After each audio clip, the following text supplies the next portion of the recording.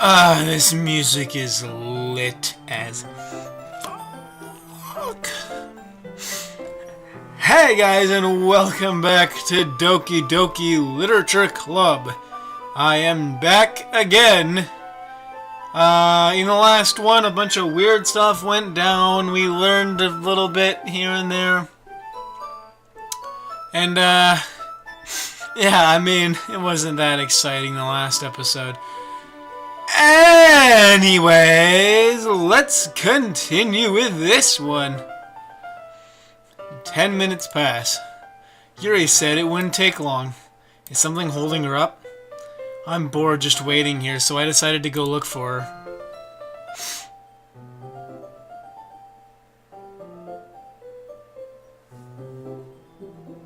All of a sudden the music just got muffled. I don't know. Let's see. The most logical place for Yuri would be the nearest water fountain. I start heading down the hallway. What's that noise? It's coming from around the corner. It sounds like breathing. A sharp inhale, like someone is sucking the air through their teeth. Are they in pain? I reach the corner and peer around it. Yuri? Whoa!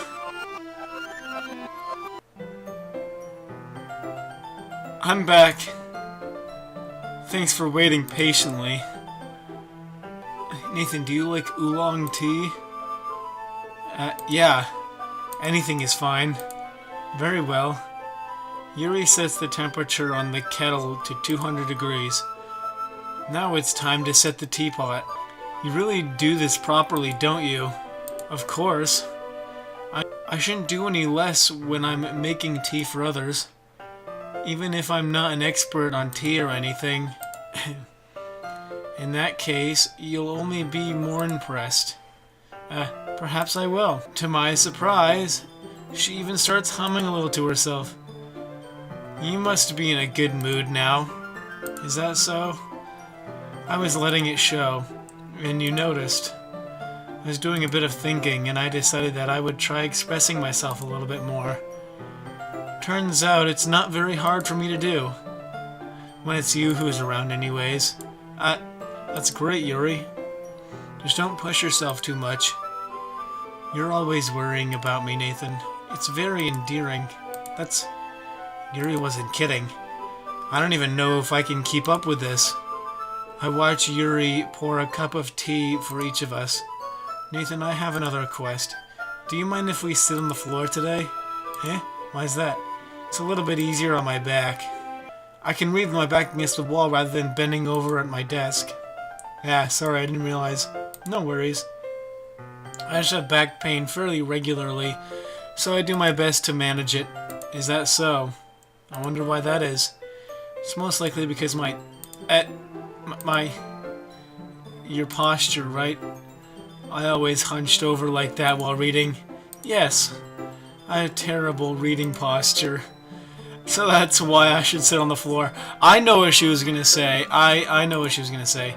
Fair enough. I'll go ahead and get to the book. I retrieved the book from my bag. I have some chocolate as well. It's a bag of chocolate candies. I take it since it'll go well with the tea. Yuri and I then sit against the wall, teacups at our side. As if in sync, we assume the reading position as last time, each holding one half of the book. Except this time, our bodies are even closer to each other. I can't see too well. Yuri slides closer until our shoulders are touching. How am I supposed to focus on reading like this? Yuri was always kind of cute, but when she's being less apprehensive, it's almost more than I can handle. Your teacup. Yuri hands me my teacup. Holding it with my hand that's not holding the book, I end up in a position that makes it even harder to focus. Because now I need to worry about making sure I don't accidentally touch her chest. Meanwhile, Yuri hasn't noticed a single thing. She wears her intense reading expression, and I can only presume the world around her has faded away. I use all of my willpower to focus on reading. After a few minutes, I finally manage to relax a little. I put the teacup between my legs and fumble with the chocolate wrapper. Sorry. I briefly let go of the book to finish opening the wrappers. You can have as much as you want. That's okay, I won't take any. Eh? Are you sure? Well, if I touch it then it might get smudges on the pages. You're right. I didn't think about that. My bad. No need to apologize. I'll hold the book, okay? You sure? Of course. Yuri opens the book with both hands. That's neat. It's actually got the particle effects there. Anyways, she holds it so that I don't have any harder of a time reading it. But as a result, her left arm is practically resting on top of my leg.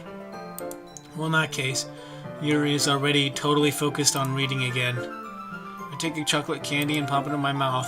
Then I take another chocolate, and I hold it up to Yuri. She doesn't even look away from the book. She simply parts her lips as if this situation was completely natural. But that means I can't stop there. I apprehensively place the chocolate in her mouth. Just like that, Yuri closes her lips over it. Eh? Yuri's expression suddenly breaks. Did I just... Yuri looks at me like she needs to confirm what just happened. Nathan, sorry. I guess I shouldn't have done that. Yuri starts to breathe heavily. I can't. Nathan. Suddenly, Yuri forcefully grabs my arm and jerks me to my feet. My teacup gets knocked over. Nathan. My heart won't stop pounding, Nathan. I can't calm down. I can't focus on anything anymore. Can you feel it, Nathan? Yuri suddenly presses my hand against her chest. Why is this happening to me? I feel like I'm losing my mind. I can't make it stop. It even makes me not want to read. I just want to look at you. Yuri.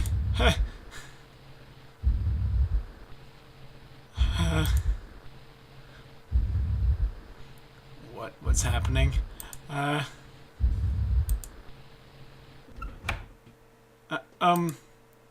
It's time to share poems. Okay, who should I share first? That was interesting. I'm gonna share with Yuri first. I've been waiting for this. Let's see what you've written for today. Yuri starts with a poem with a surprised expression on her face. Do you like it? Nathan, this one might even be better than yesterday's. How did you even pick up on this so quickly? Just yesterday I was telling you the kind of techniques worth practicing. Maybe that's why. You did a good job explaining. I really wanted to try giving it more imagery. Yuri visibly swallows. Even her hands appear sweaty. That makes me so happy. It's so amazing to feel like I'm valued, Nathan. Everything that you write is a treasure to me. My heart pounds just holding it. I want to write a poem about this feeling. Is that bad, Nathan? I'm not being weird, right? I'm having a harder time than usual at concealing my emotions. I'm kind of embarrassed. Right now, I just want you to read my poem too, okay?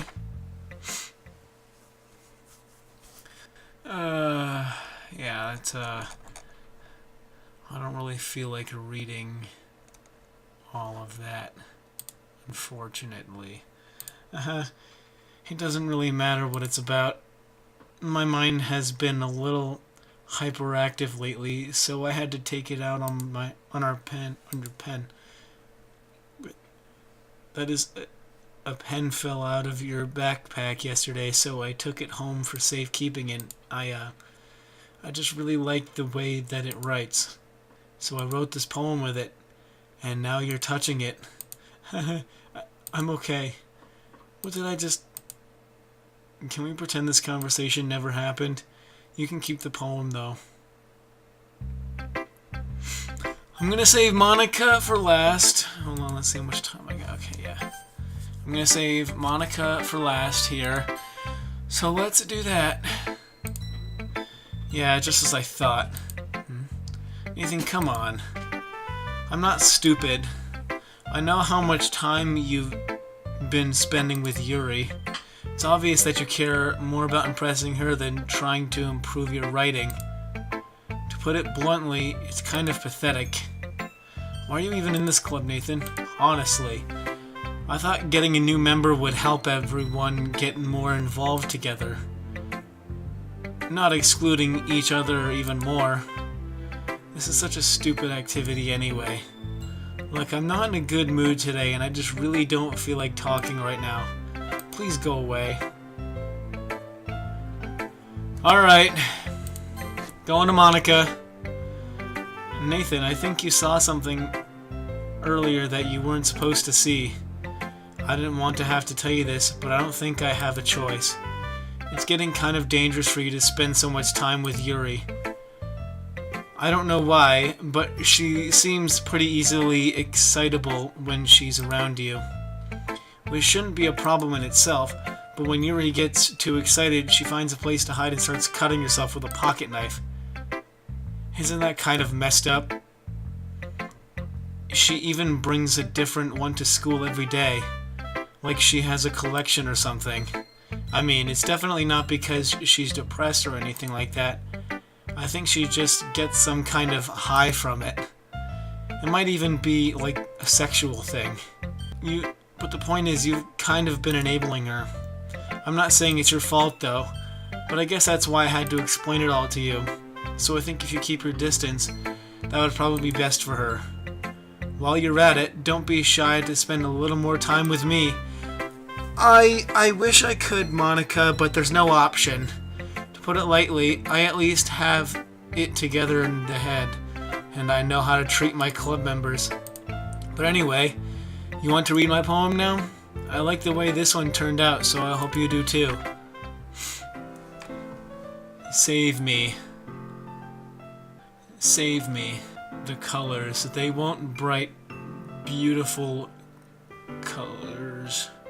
Flashing, expanding, piercing, red, green, blue, and needle, and this cacophony or meaningless noise. The noise, it won't stop. Violent, granting,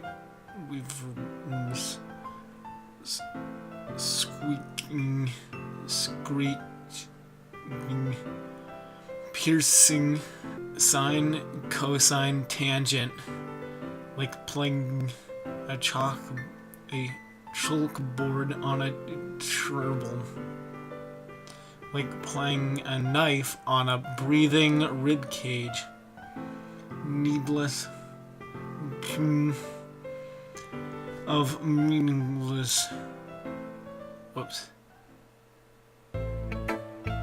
Sorry, I know it's kind of abstract. I'm just trying to, well, never mind. There's no point in explaining. Anyway, here's Monica's writing tip of the day.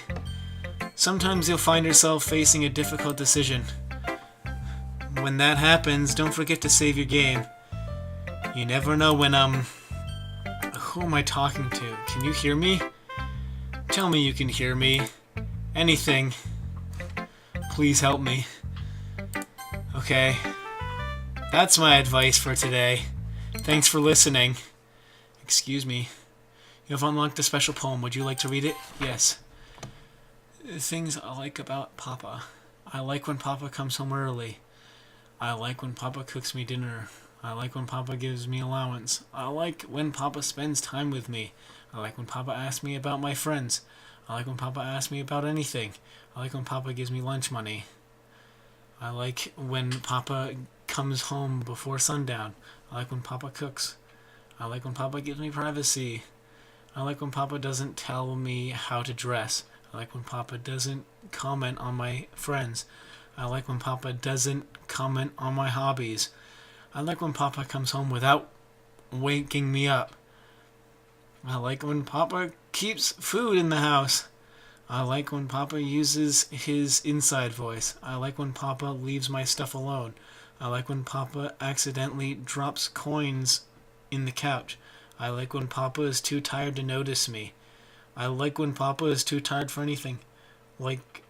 I like when Papa is too tired for anything. Huh.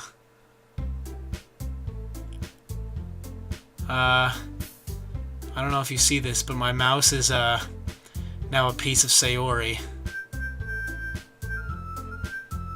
This is interesting. Anyways, we're all done reading each other's poems, right? We have something we need to go over today, so if everyone could come sit in the front of the room. Is this about the festival? Well, sort of. Do we really have to do something for the festival? It's not like we can put together anything good in just a few days. We'll just end up embarrassing ourselves instead of getting any new members. That's a concern of mine as well.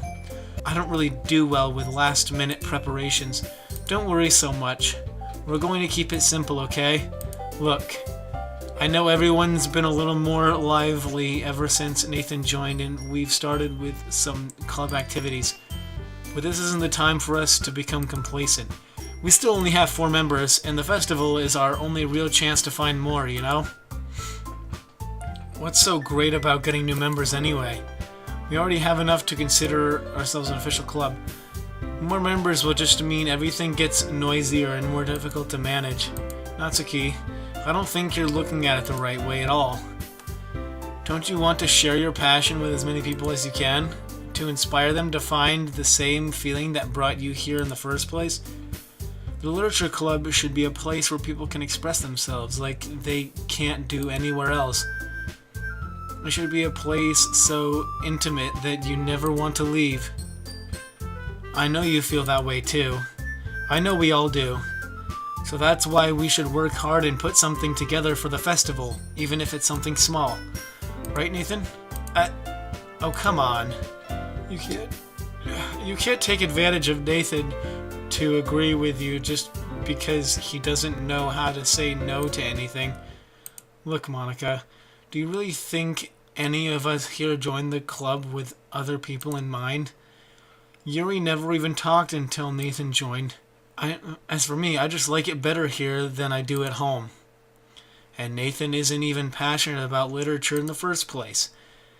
Sorry, but you're really the only one who is so interested in finding new members. The rest of us are fine like this.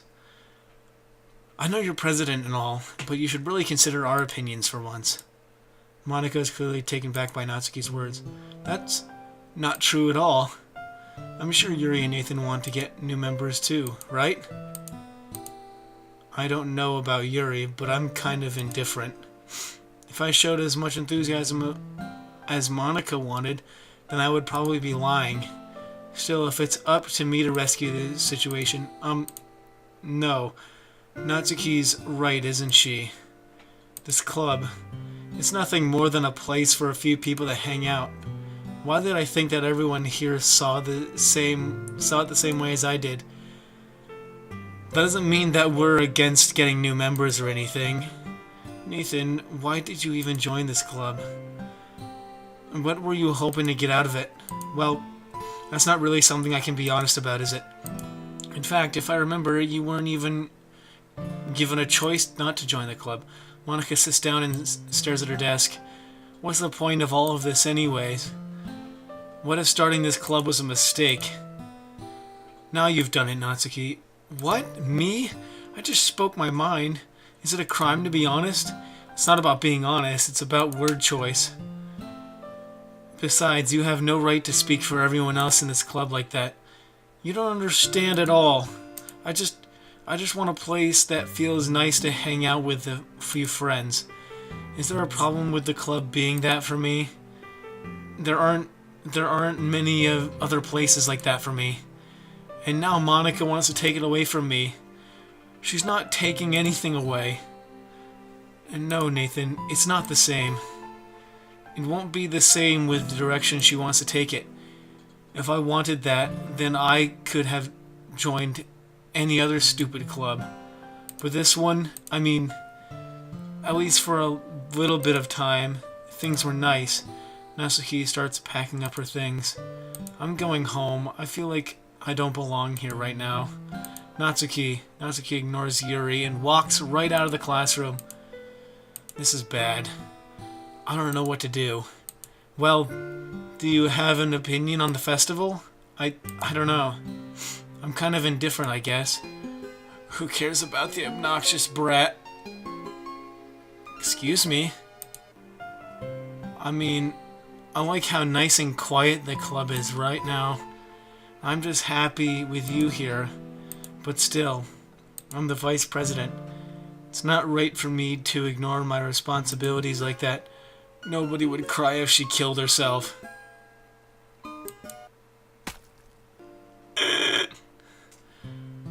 I should do my best to consider everyone's perspective and make the decision that's right for the club. But what about you, Nathan? What do you want to get out of this club? Yuri repeats the same question as Monika. I decided giving an indirect answer is better than nothing. I think the most important thing is for everyone to get along. And for the club to provide something that you can't get anywhere else. I don't think it's about how many members, but rather the equality of each member. That's what will end up making the literature club a special place. I see. I really agree with you. Is something happening, or am I just... her eye is bleeding. Each member contributes their own qualities in a special way. With each change in members, the identity of the club as a whole will change too. I don't think that's necessarily a bad thing. Stepping out of your comfort zone once in a while. So if you would like to help Monika with the festival, then I'm on your side as well. Alright. Well, maybe we can all talk to Natsuki tomorrow. Yuri nods. Hey Yuri, eh? I know things were a little awkward yesterday, but I feel like you deserve to know that I still think you're a wonderful vice president. And also a wonderful friend. Monika? I want to do everything I can to make this the best club ever, okay? Me too. Yeah, let's all go home for today. We'll talk about the festival tomorrow. Okay, I look forward to it. Shall we go, Nathan? Please don't take this the wrong way, but I'm going to chat a little bit with Nathan before we leave. Just to see what he thinks of his time here and all that. It's important to me as president. Yuri looks a little troubled, but she doesn't protest. Okay, I trust your judgment, Monika. In that case, I'll see the two of you tomorrow. See you tomorrow. Monika waves as Yuri exits the classroom. Phew, things have been a bit hectic lately, haven't they? Nathan, I just wanted to make sure you're enjoying your time at this club. I would really hate to see you unhappy. I feel kind of like I'm responsible for that as president. And I really do care about you, you know. I don't like seeing the other girls give you a hard time. With how mean Natsuki is and everything. And Yuri being a little bit, you know. But sometimes it feels like you and I are the only real people here. You know what I mean? But it's weird, because in all the time you've been here, we've hardly gotten to spend any time together. I mean, I guess it's technically only been a couple days. Sorry, I didn't mean to say something weird. There are just some things I've been hoping to talk about with you. Things I know only you could understand. So that's why... Wait, not yet, no!